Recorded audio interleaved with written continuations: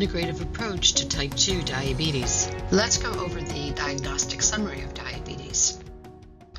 Diabetes diagnosis is made with an elevated blood sugar, a fasting blood sugar greater than 126 on at least 2 separate occasions, or after doing a glucose tolerance test, which is drinking 75 grams of glucose solution, or after eating 2 hours and having a blood sugar drawn. If that level is greater than 200 milligrams per deciliter, that is diagnostic criteria for diabetes. The classic symptoms are polyuria, which is urinary frequency, polydipsia, which is increased thirst, and polyphagia, which is increased appetite and eating. Presenting symptoms of diabetes include fatigue. With diabetes, it's really an inflammatory process, and any inflammation decreases ATP production in the mitochondria, and hence you develop fatigue.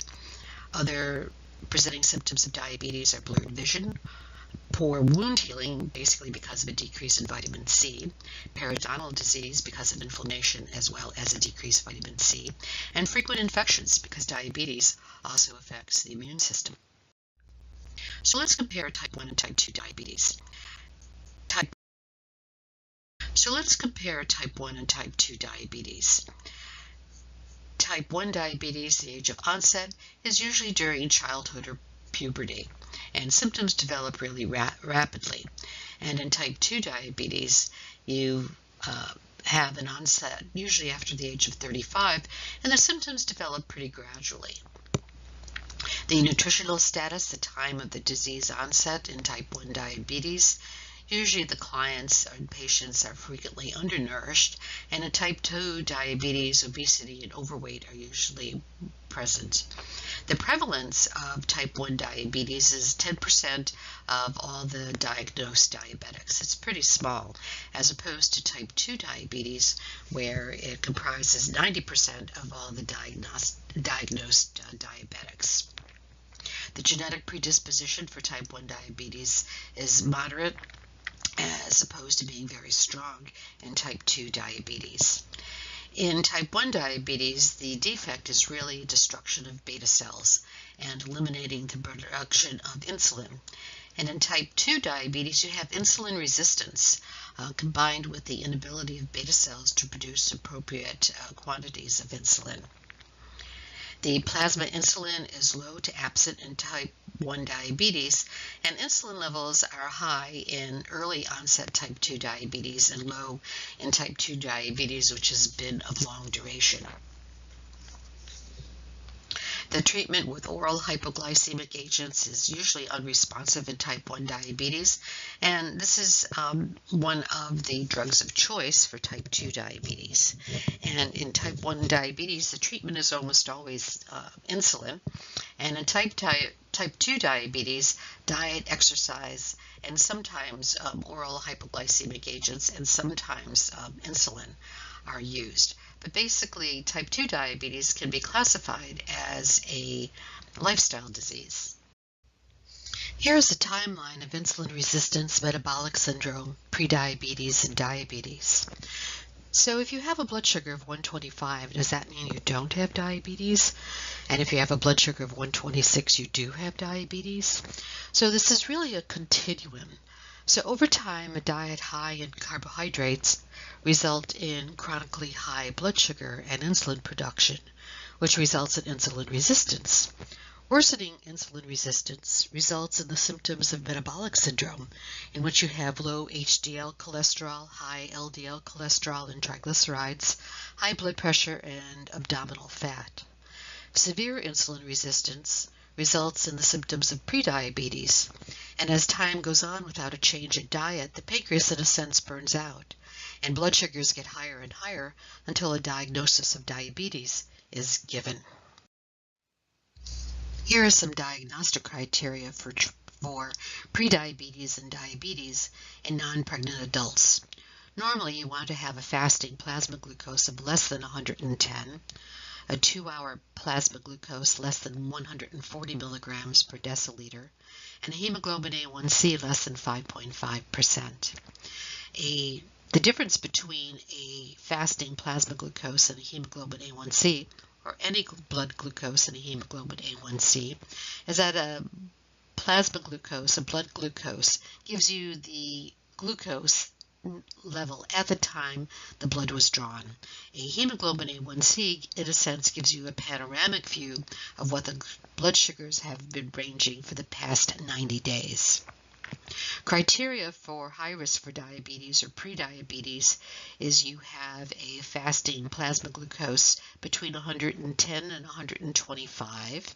You have a 2-hour plasma glucose that's 2 hours either after a glucose tolerance test or 2 hours after you eat, of a range of greater than 140 and to 199, and a hemoglobin A1C of 5.5 to 6.4 places you in high risk for diabetes or prediabetes. The criteria for diabetes is a fasting plasma glucose greater than 126, a 2-hour plasma glucose of greater than 200, or a random plasma glucose greater than 200 plus symptoms. And a hemoglobin A1C greater than 6.5 gives you the criteria for diabetes. So you see, this is really a continuum. You'll have normal prediabetes, which is really the harbinger of future diabetes, and then you develop complications and death. So having diabetes is really not just an elevated blood sugar. It's really a total body inflammatory process. So you have the rule of thirds. About 1/3 of pre-diabetic people will develop diabetes in the next 5 years. 1/3 will remain pre-diabetic, while 1/3 will revert to normal.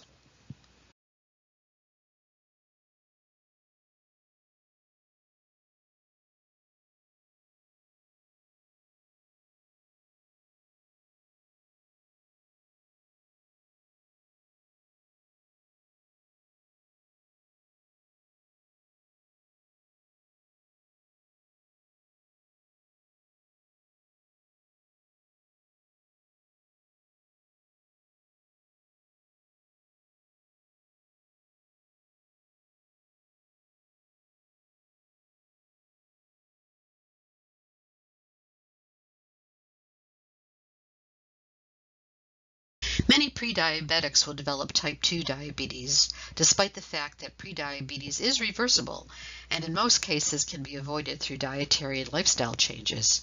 So really, type 2 diabetes is really a lifestyle disease. You make better choices and you can actually reverse pre-diabetes. So some contributing factors to pre-diabetes and metabolic syndrome are high fructose corn syrup consumption, refined starches and sugars, and saturated fats, overeating secondary to increased portions, increased inflammatory markers, lack of exercise. Industrial pollution has been related to prediabetes and metabolic syndrome. Abdominal weight gain, especially right through the middle, where you have an apple-shaped body, is associated with prediabetes and metabolic syndrome. Inadequate sleep, as well as nutritional deficiencies. And this is what we're going to be discussing throughout this session today. Let's talk about some of the risk factors for type 2 diabetes. We have the non-modifiable risk factors, which include a history of gestational diabetes in mom, race or ethnicity, age over 45 years, and a family history of diabetes. And then we have the modifiable risk factors, and these are the ones that we can suggest to our patients. Basically, type 2 diabetes can be a lifestyle disease. So one of the modifiable risk factors is physical inactivity. The usual recommendations is 150 minutes of activity per week. High body fat or body weight, so if we can get our overweight or obese patients down to normal weight, that decreases the development of type 2 diabetes. High blood pressure and high cholesterol. So these are all modifiable. 80 to 90% of type 2 diabetics are obese with a BMI of greater than 80 to 90% of type 2 diabetics are obese with a BMI of greater than 30. Abdominal adipocytes are engorged with fat. So the more fat mass you have, the more adipocytes you have. These abdominal fat cells, abdominal adipocytes, secrete resistin, leptin, tumor necrosis factor, which is inflammatory, and free fatty acids. They also dampen the effect of insulin and impair glucose use in skeletal muscle, promote liver gluconeogenesis, and hence you develop fatty liver, and impair beta cell insulin release in the pancreas, and at the end you have decreased insulin production. The increasing size of the adipocyte reduces secretion of compounds, adiponectin. Adiponectin is protective. Adiponectin improves insulin sensitivity, reduces inflammation, lowers triglycerides, and inhibits atherosclerosis. Adipose tissue is really a part of the endocrine system. We used to think that adipose tissue was kind of dormant tissue, kind of hung out all in the wrong places, and now we know that adipose tissue is very highly metabolically active. Here's a diagram of adipose tissue, healthy adipose tissue. Adipose tissue produces adiponectin. Adiponectin is very protective to the body. The more engorged an adipocyte becomes with fat, the less protective adiponectin it produces. Adiponectin has an effect on endothelial cells of blood vessels. It increases endothelial nitric oxide synthase and therefore causes vasodilation and a decrease in blood pressure, as well as decreasing oxidative stress of the endothelial cells of blood vessels. Adiponectin also has an effect on leukocytes, which decreases its activation, and leukocytes are formed once they're activated to form atherosclerosis. Adiponectin also has an effect on vascular smooth muscle cells, where it decreases proliferation and migration. And it's the vascular smooth muscle cells that, once they proliferate and migrate, also are involved in atherosclerotic plaque formation. Adiponectin affects the macrophages as well. It decreases the activation and decreases foam cell formation. Foam cell formation, again, is part of atherosclerosis formation. Adiponectin also has an effect on the erythropoietic cells. It increases mobilization and increases adhesion and increases migration and increases the circulating number of erythropoietic cells. And lastly, adiponectin has an effect on the cardiomyocytes. It decreases hypertrophy and hyperplasia of the heart. It decreases oxidative stress. It increases fatty acid and glucose uptake, and it decreases inflammation. This section is going to discuss the holistic approach to type 2 diabetes. Diet and exercise are recommended, at least 150 minutes of exercise per week, and that can be 30 minutes of exercise 5 times a week, and the 30 minutes of exercise does not have to be done all at one time. It can be 3 10-minute intervals. Whole plant foods are recommended, an increase in healthy fats and a decrease in harmful fats, and lifestyle changes are associated with 58% reduction risk of developing diabetes in people with impaired glucose tolerance. So if you already have impaired glucose tolerance and you make some lifestyle changes, you'll have a 58% chance of developing full-blown type 2 diabetes. When we talk about diet, we'll discuss low glycemic index and glycemic load foods. The glycemic load is a ranking system for carbohydrate-rich food that actually measures the amount of carbohydrates in a serving of food. So foods with a glycemic load of under 10 are considered low glycemic load foods and have little impact on your blood sugar. A glycemic load rating between 10 and 20 are foods that have moderate glycemic load and a moderate impact on blood sugar. And above 20, high glycemic load foods tend to cause blood sugars to spike. So how is glycemic load related to glycemic index? The glycemic index indicates how rapidly a carbohydrate is digested and released as glucose or sugar into the bloodstream. In other words, how quickly foods break down into sugar in your bloodstream. A food with high glycemic index raises blood sugar more than a food with a medium to low glycemic index. But the glycemic index does not take into account the amount of carbohydrate in a food, so the glycemic load is a better indicator of how a carbohydrate food will affect your blood sugar. So glycemic index and glycemic load are two different things. So here is a glycemic index and glycemic load chart of popular foods.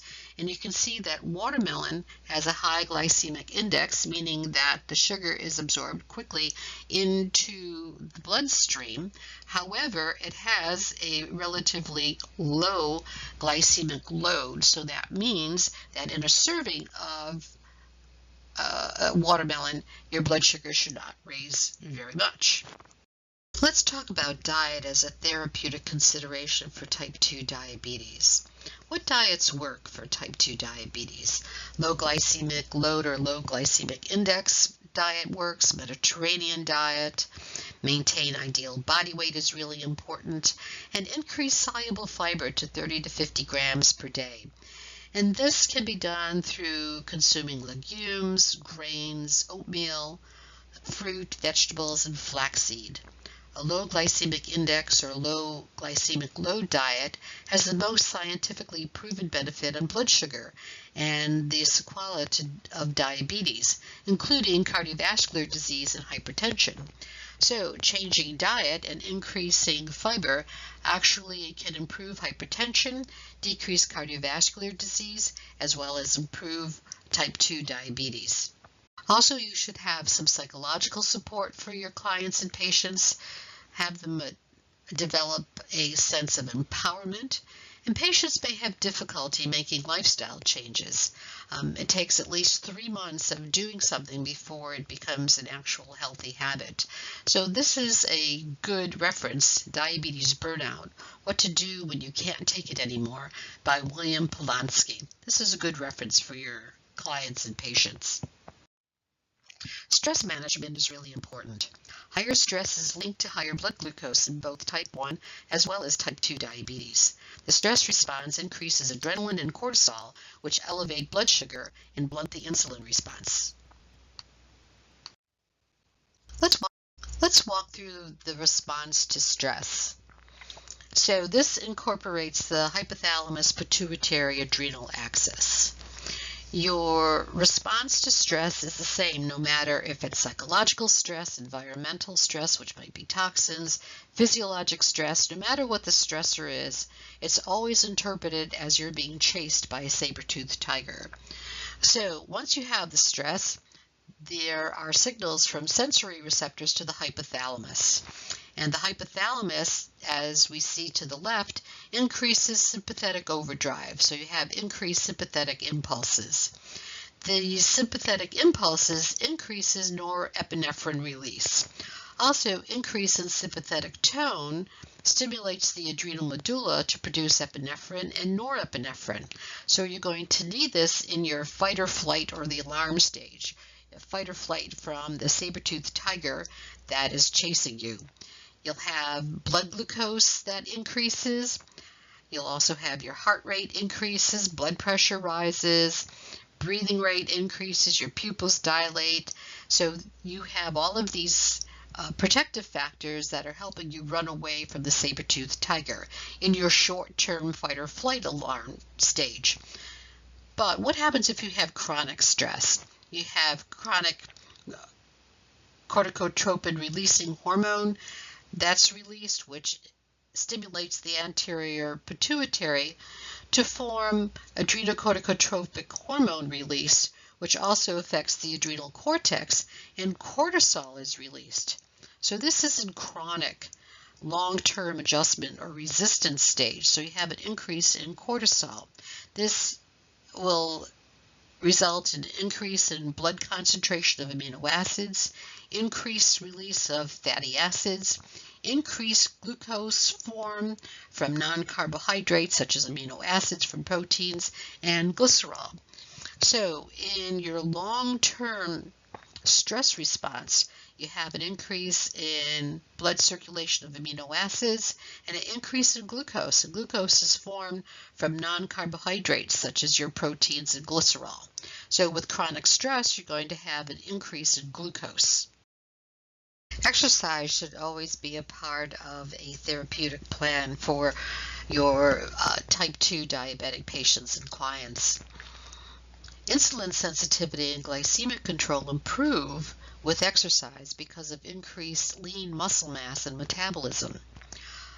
Also, exercise improves cardiovascular health, HDL levels, high-density lipoprotein levels, anxiety, depression, sexual function, confidence, self-esteem, and weight management. Exercise actually enhances GLUT4 transport proteins, so it allows glucose to enter the cells more readily.